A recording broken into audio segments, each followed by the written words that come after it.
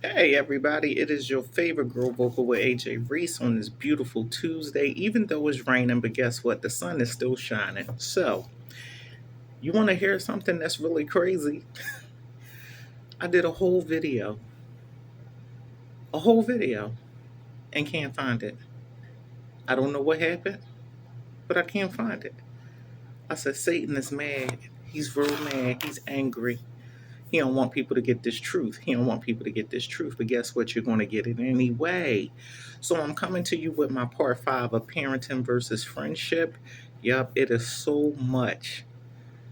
It's a very lengthy topic and subject, but it has to be discussed because you know what? We all should have a desire to want to do better. We all should. So I've been looking at it's a website and it's empowering parents, and it says leave your personal history out of your parenting. So what they're really saying is whatever way you grew up, whatever type of child you was, whatever type of household you grew up in, you don't want to try to overdo it in your own personal parenting journey with your children. Okay, I'm gonna give you an example. For if you were a wild and out of control child, now that you're a parent, you may be overly strict with your children, because you don't want them doing the same thing that you've done. Then it says if you were raised in an overly strict household, now you may do the opposite, meaning now you just too lenient. You just let the kids do whatever they want to do because you didn't like how you grew up. So, oh, I'll let them go ahead and just do whatever. They don't need to follow no rules. They can do and have whatever they want. That's not going to get it. And then it's like the psychologists call this overcompensating, and it's referred to reaction formation. In reaction to how you were parented as a child, you form a way of parenting that's not healthy for your child. It's not. If your emotional needs weren't met, you may overcompensate by trying to be your child's friend and then smothering them with all this attention and affection. But in the end, it can be very harmful with unintended consequences. So, how many know we have not because we ask not? We have to seek wisdom and knowledge as to be able to give our children what they need. And the only way we can do that, we, number one, I feel as though God would have to be the one that actually teach us. And then He'll put us around people that can give us those things that we need because they've been in the parenting journey far longer than we have. It don't mean you're going to mimic their exact script, no, but they can kind of share with you some things as you go along this journey and road called parenting. So you may think, you like your child as your friend, but no, you're going to find out, and some have found out it just does not work. The other thing is, which is another big piece when it comes to that, is them not respecting you as the authority figure in charge. Now the roles have reversed. They're running you and you're not running them. And that's just not how the word of God tells us that things should be concerning children. Children have their place, and we need to make sure that they stay in their place and that they go along the journey and the process of childhood. The goal of adolescence is for kids to separate from their parents. So true. The goal of adolescence is to separate kids from their parents. In psychology, we call this individuation. Individuation refers to the process to which a person achieves a sense of individuality separate from the identity of others. Do you remember me saying to you guys, maybe in the last video or a few videos ago, I had no idea who I was. I didn't. I used to look at celebrities and just sit there and daydream about, being like a Janet Jackson or Whitney Houston because I just felt like my life didn't have purpose. Because if it did, why am I going through all of this suffering? Like, apparently, I must not be anybody. Because if I was, then why are my parents allowing me to suffer so great? I didn't understand it. And it was very painful for me. That was a very dark time for me. I know I hear people say if they could go back to their childhood, they would do it in a heartbeat. Not me. That's one period I would just want to, no, let me skip it. And if I could go back to it, there would be, first of all, this is going to sound real rough, but I would have to change who the parents are. I would just have to, because I don't wish this on nobody. I just don't. I do not. Now, does it mean I don't love my parents? I love them, but truth of the matter is, a sister. Listen, I was talking with one of my best friends yesterday, and we were just talking about, the journey of life, and we realized we have taken some extremely major hits. We've taken some major hits, blows, trauma, heartache, sorrow, grief, all of it. You wanna talk about it? Sure, you looking at it. But again, the key and the blessing and the beauty of this all is I'm not my past. She's not her past. Don't try to treat me as my past because I'm not. I'm not. I'm just not. Did I ever think I would overcome it? No. No. I actually thought I would die in it. Actually, I did. I thought eventually, if it were up to my stepfather, if he could have really had his way, I believe eventually he would have tried to kill us. And some people may disagree. That's your point. I'm not really concerned about what your point is. But I just have to be real and I have to be transparently truthful. I do. Individuation is healthy. It means your teen child will want to have a life separate from you. It's how they become an individual. I remember, getting in trouble for things that to me wasn't really worth getting in trouble about. But, I remember hearing my mom say, "Well, I couldn't. Why can't you be more like your cousin? Why can't you be?" It was always I was never good enough. It was always something that she felt like I failed in and that I was a failure. Like I just was never one that would amount to anything. People don't understand that verbal abuse is just as bad as physical. It's worse. Those words cut deep. I'll be 50 in November and I still remember things clear as day. Clear as day. Clear as day. I could be looking at a movie and see a scene in there and then all of a sudden it'll bring back. It's real. It's real. And you can't tell people to just erase stuff. It doesn't work like that. Life does not work like that. You have to be very, very careful with raising your kids. Kids are very impressionable. There are just some things you ain't getting back, parents. There are some times and moments in life you're not getting back. You're not. You messed it up, you messed it up. It is what it is. And as my son say, it be what it be.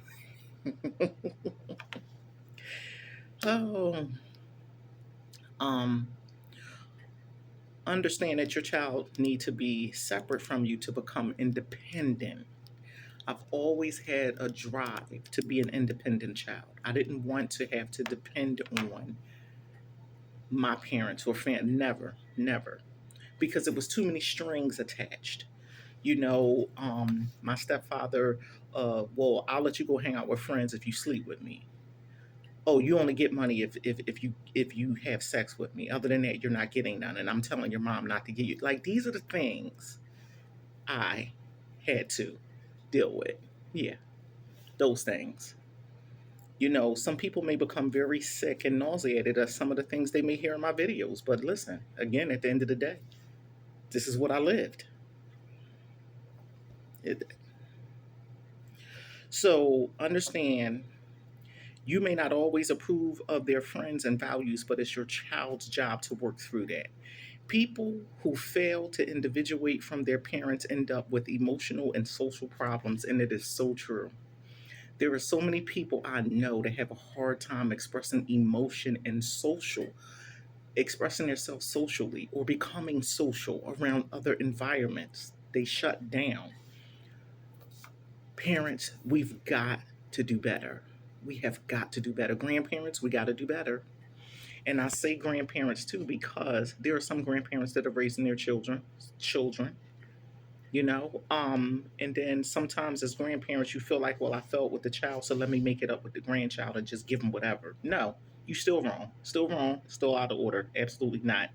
You have to set and create boundaries for these children. to be able to be the best, healthy, independent human beings in society. They're not just going to be around you, they're going to be around so many other people. And they need to know how to go about and navigate and make healthy, sound decisions. How to know when the red light goes off or when the green light goes off, or what's tolerable and what's not. Many parents see this individuation happening in their adolescent children and feel abandoned by their children. This feeling of abandonment is especially true when they have parented too much in their emotional role and have acted as their child's friend. They feel a remarkable sense of loss and they often compensate for it by blaming their child. No, it's called take ownership. Take ownership. Take ownership of the mistakes you've made. Take ownership of the things you've done well. Listen, we get one shot at this thing called life.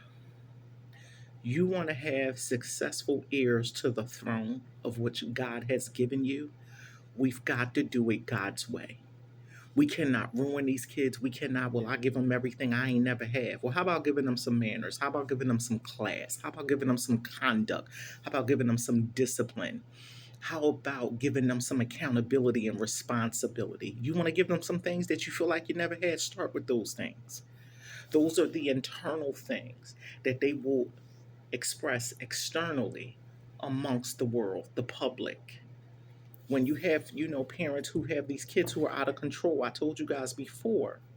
I remember I was talking to this guy. He was a cop, and he was saying it is so disturbing of how many phone calls they get of parents and guardians and all of that just afraid.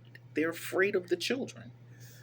It is so unheard of for me. It is so unheard of. I can't even begin to process it because that's how unheard of it is. Don't get me wrong. I am very well aware that it happens, but it makes you say, how did we get here? When did this start? I've had situations happen in the family, and there were some things that I didn't approve of from the kids. And the parent got upset and then want to say, basically, I guess, she felt like I was very rough with her child. But then say in the next breath, but I don't mind you just helping me raise my kids. No, you want me to raise them according to the way you raise them, which is you think you're all friends. I don't operate like that, and I never will. So, with that being said, I said in return, you do not have to worry about me. You do not. You don't have to worry about me trying to help you raise your kids because I won't. What they say, you got to know when to hold them and know when to fold them. It's a no for me. And it's no love lost. It is what it is. You have the right to parent your kid. And I said this to them. You have a right to parent your children however you want. But just know there are some things you do, you and I, we don't see eye to eye. We're not cut from the same cloth. It's just that simple. And if that's what you feel like work for you, fine. You continue to do that. But for me, it doesn't work. So I'm bowing out gracefully. And I will take my goods, my wisdom, and my knowledge of parenting to people who really want it. So again, you're gonna have stuff like that happen. You know, um, Kids need to know who they are separate from us as parents. I remember not knowing my identity, trying to figure out who I was. It's a horrible feeling when you feel like the authentic you isn't good enough and it's always being put down and made to feel shameful and ridiculed and critiqued harshly. I just used to be like, this really cannot be life. This can't be life. This cannot be life. So for me as a parent, it was always my drive to make sure I provided my children with a safe, sound home and atmosphere and environment. And then we could talk about those things that they probably had issues with. And then I could tell them why I was doing what I was doing. And I'm gonna tell you something. We gotta go all the way back to who we choose to produce with. Who we produce with. Because when you get these other, I've come across parents who have, a hard way to go because that other parent is giving them a hard way to go and trying to sabotage their parenting journey. My kid's father sabotaged my parenting journey a lot behind my back. Things I didn't know until my kids became adults. And it was very hurtful and painful to hear. And I'm like, wow, you ought to be grateful that you have the mother of your children who wants to make sure your children are good all the way around. But because that's not what you were providing, you figured you go to distance to try to sabotage and, lead to my demise of parenthood or downfall. But I'm gonna tell you something. You better be careful coming up against God's people. You better. Because let me tell you something, he ain't got a pot to piss in or a window to throw it out of to this day, almost 60 years of age, and just pathetic. And it's not throwing no shame. I just got to be real. It is what it is. Listen, this your favorite girl you talking to. Oh, okay. I ain't pulling no punches with nobody. I'm not. We say we adults, then we should be able to take this stuff in and figure out how can we do better with these things. So we got to be careful who we produce with because, again, if I could do it again to that individual, no, no, I'm good. I'm good. So I have more for you guys. I'll come back on Thursday with a part 6. But we're gonna do better. Make up in your mind and your heart and your soul that you're going to do better, even if you're late in the game. Lord, show me, give me, first you got to acknowledge the fact you messed it up. Acknowledge the fact that you messed it up and that you're willing to do better. Lord, show me how to do better. Put me around people that can help hold me accountable. Give me a village that I'm going to have to humble myself and allow them to come in and be the village for my children. And not me having this soft skin and getting upset and mad every time they come in and point out something. It's a process. It's a process. It's a process. Regardless if you parent or not, you're held accountable. Period. I didn't make the rules. God did. So take it up with him. Love you guys. Again, it's your favorite girls, your favorite girl. You see me repping my school, Alvernia U. Yeah, Alvernia U. But anyway, it's your favorite girl on this Tuesday, this rainy Tuesday, but the sun is shining. Ah. Anyway, have the best day ever. Stay safe, as my auntie may always say. I love you guys. God bless you. And we going to do this thing again, Lord willing, when on Thursday with who? Your favorite girl. Don't forget to click like, share, and subscribe. Peace.